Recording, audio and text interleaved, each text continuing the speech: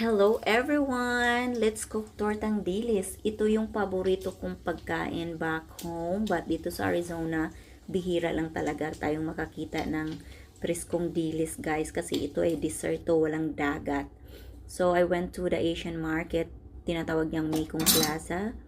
At nakita ko yung preskong frozen na dilis. So I can't wait to make one. So, simpleng-simpleng ingredients lang to. Maglagay lang tayo ng itlog, dalawa. Tapos, onion. Prefer kayo anong onion, basta onions. Tapos, powder na garlic. Huwag nyo kalimutan. Nag-a-add yan ng lasa niya, yung powder na garlic. Tapos, i-mix nyo lang ng mix. And then, next, nilalagay natin is black pepper. Up to you, gaano karami. But I like it more. Kasi gusto ko yung, medyo may, kagat ng spicy flavor ng black pepper.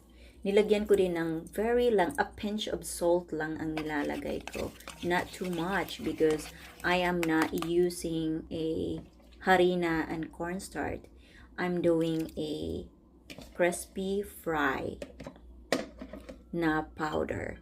So, yung isda dyan ay tinatanggal ko yung mga ulo kasi ayoko yung lasa ng mapait-pait.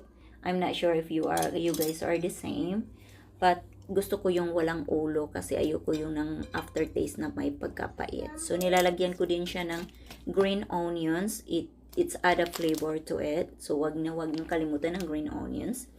So yan ang ginagamit ko crispy fry because para lang sa akin ha, it tastes way better kasi may lasa na yung crispy fry.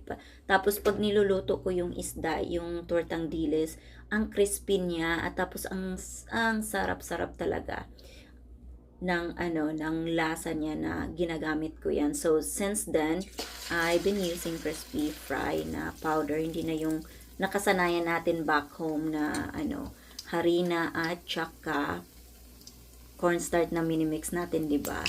So, yan. Tingnan nyo. Super crispy. Ang sarap, nagtutulo na yung laway ko niyan sa pagtingin ko niyan sa first na pina-fry ko. That's her this. Hope you guys like it and likes my YouTube channel. Thank you and bye-bye. You guys have a great day. God bless everyone.